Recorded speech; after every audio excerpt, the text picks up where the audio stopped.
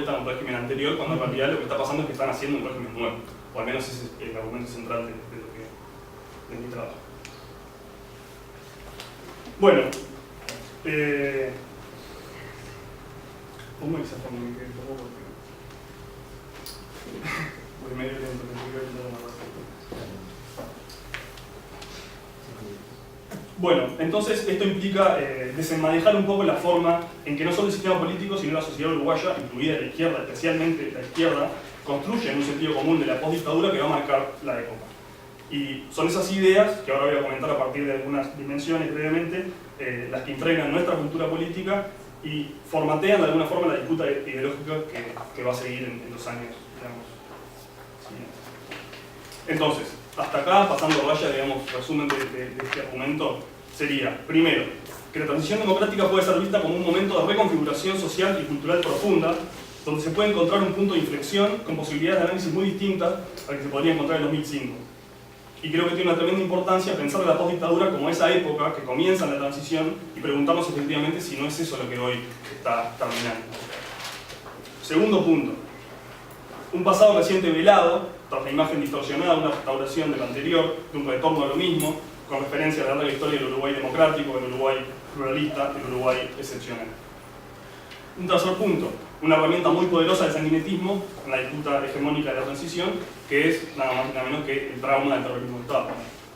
Y un cuarto punto, que es una construcción ideológica a partir de esta realidad y de estas estrategias, digamos, de construcción hegemónica, que es la ideología del régimen del 85 y que implica una serie de virajes significativos en la cultura política y en la cultura de la izquierda en particular. Y cuando hablo de cultura política no hablo en un sentido restringido, clásico, digamos, de las percepciones de la gente sobre el sistema político o sobre sus posibilidades de participación, sino en un sentido un poco más amplio, ligado al planteo de Amparo Menéndez también en este libro que tanto nos ha servido para estos momentos, que es una idea de cultura un poco más, mucho más cercana a la idea de la vida y la idea y a las relaciones de poder.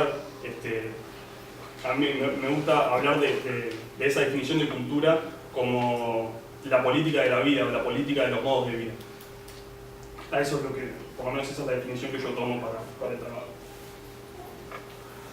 Y bueno, la idea es que en el correr de este trabajo voy a avanzar por ahora en 3 dimensiones que pueden ayudar a identificar estos virajes significativos y seguramente centrando el análisis en la cultura de izquierda, no en la cultura en general, pero por temas de escala.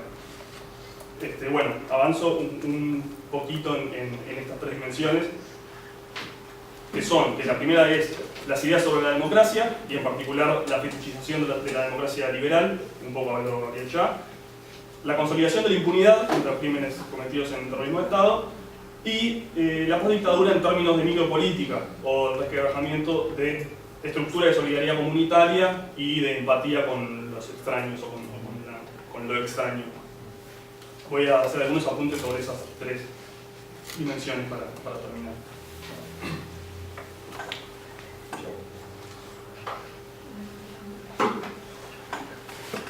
Bueno, sobre la primera, sobre las ideas sobre la democracia.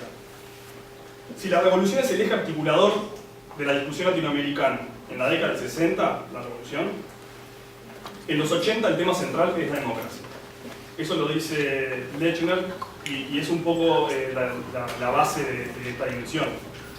No solo por la centralidad que toma la democracia, sino porque, paradójicamente, en ese momento en que la democracia toma esa centralidad, las estrategias que describía antes hacen que tampoco se cuestione demasiado cuál es la base de esa democracia, ¿no? Hay una fetichización de la vuelta a la democracia, ¿no? Lo que queremos es vivir en democracia, que es algo comprensible también, ¿no? Dado el contexto. O sea, uno viene de la dictadura, lo que quiere es democracia. ¿Qué democracia? Bueno, no sé, después vemos.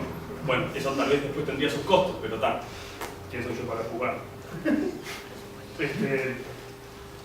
Y bueno, la cuestión es que justamente esas bases, digamos, esas preguntas sobre cuál era la democracia que venía, estaba obturada.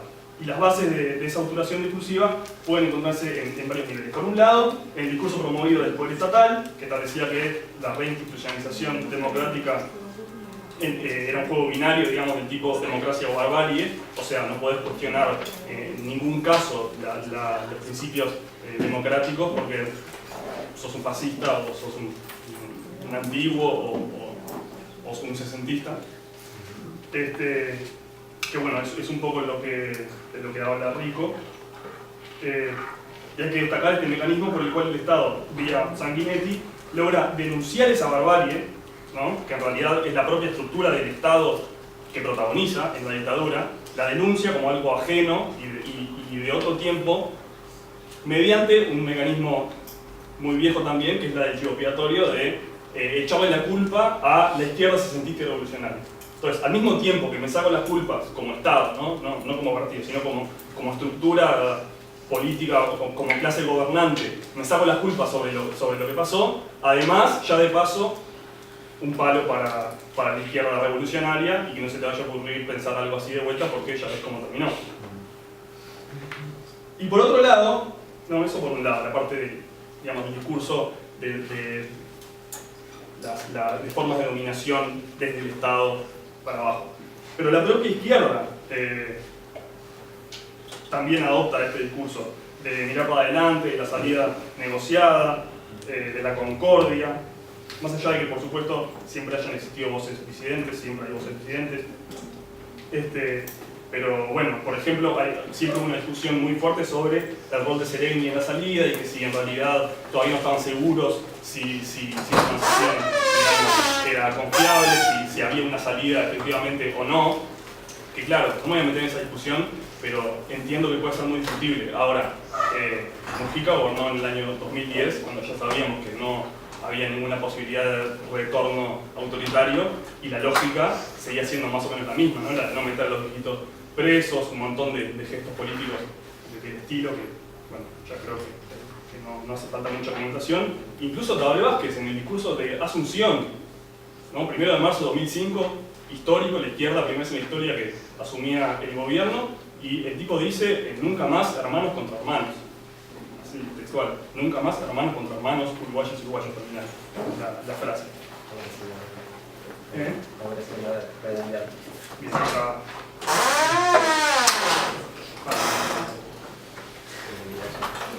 Bueno. Bien, entonces, estamos en la dimensión sobre la democracia, voy a decir, hay una segunda parte de esta dimensión que trata un poco sobre el rol de la academia en la construcción de esas ideas sobre la democracia y sobre la fetichización de la democracia liberal, y un poco en especial de la ciencia política y cómo la ciencia política, que se socializa políticamente de alguna forma separándose de la sociología en la transición, se transforma en un actor fundamental, un poco a partir del trabajo de Pablo también, de cómo plantea que es la ciencia política que se define como el conocimiento sobre la democracia, ¿no? Y bueno, sobre la impunidad, la consolidación de la impunidad, que sería la segunda dimensión. La impunidad es una pieza necesaria en esta estructura de la postdictadura que vengo describiendo, en dos sentidos.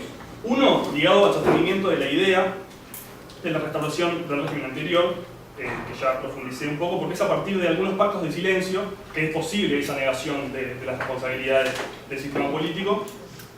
Y bueno, la impunidad actúa de alguna forma como una línea de fuga respecto a los cuestionamientos sobre la responsabilidad estatal, y esto era necesario para esa restitución de la legitimidad del poder estatal.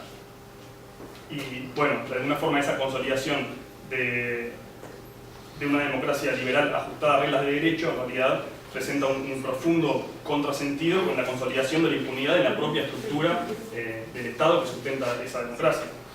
Esa es como una de las contradicciones así fuertes que salen a primera vista. ¿Cómo que se me...? Sí, me imprimió mal, para que voy a... Bueno, estaba en la segunda, que es la impunidad. La tercera tiene que ver con una visión micropolítica de...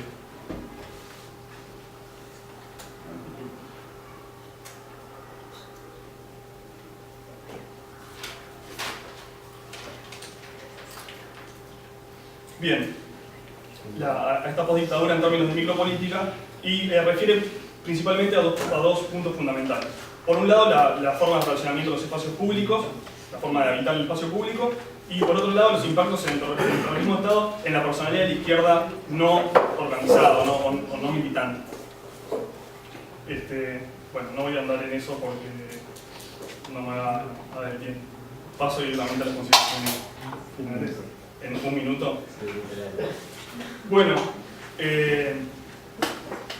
las consideraciones finales van un poco en un sentido no tan ligado a lo que venía diciendo, sino a partir de eso. Y es que creo que a partir de este trabajo no es que yo vaya a hacer grandes descubrimientos o a revelar verdades escondidas que nos vayan a dejar muy sorprendidos, porque es a partir de una historia que es una historia conocida y que también está bastante estudiada. Pero creo que hay algunas cosas de ese estilo que tal vez parecen obvias y que no lo son tanto.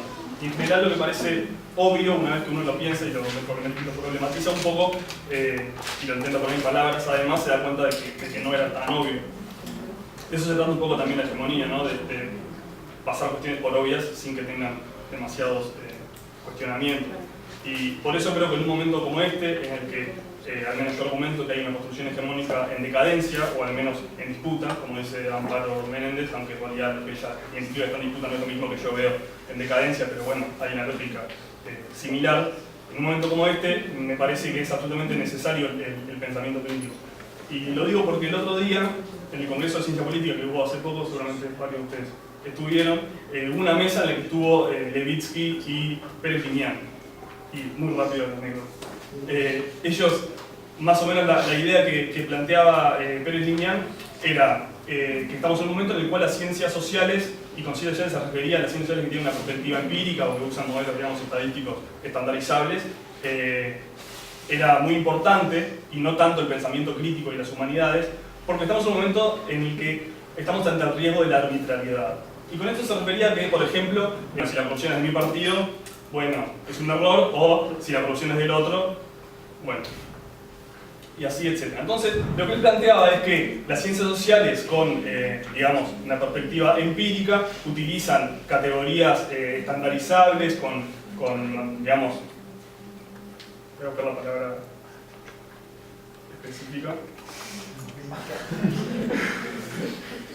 porque están basadas en normas operacionales adecuadas, aplicando los conceptos de forma consistente.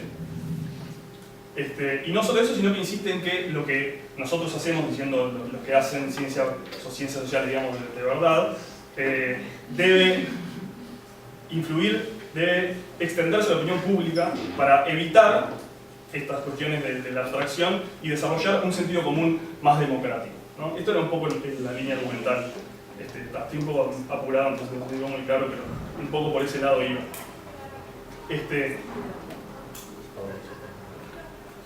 Y cierro. También ayuda para hacer muy bueno. Lo último. Lo que quiero decir con esto es que las principales ideas, por lo menos de las que yo estoy empezando este trabajo, se desprende exactamente lo contrario, y no en un sentido de defender el pensamiento crítico contra las demás, ni mucho menos, pero sí que son importantes como nunca el pensamiento crítico y las humanidades a la hora de atacar conceptualmente un régimen que por primera vez en 40 años está empezando a dejar ver los hilos, como decía una vez Gabriel, y a lograr quebrar la parálisis hija de ese tramo.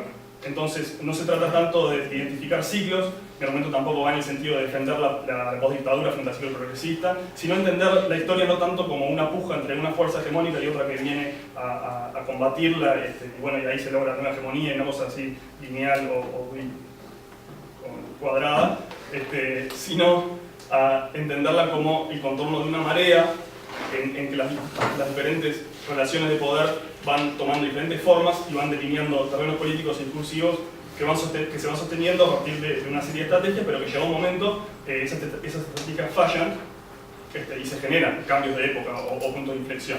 Entonces creo que en este momento existe una posibilidad muy clara de estar entrando en un momento del cambio de época, de cambio de escenario, y por eso insisto, contra lo que decía Pérez Liñán, que es fundamental la crítica en este momento para entender la estructura de lo que termina desde su origen, que para mí es la transición democrática, para lograr desmantelar conceptualmente y en la praxis, tanto académica como de producción cultural también en general, algunas de estas estructuras y supuestos que llevaron a la cultura de izquierda a la crisis. Muy bien.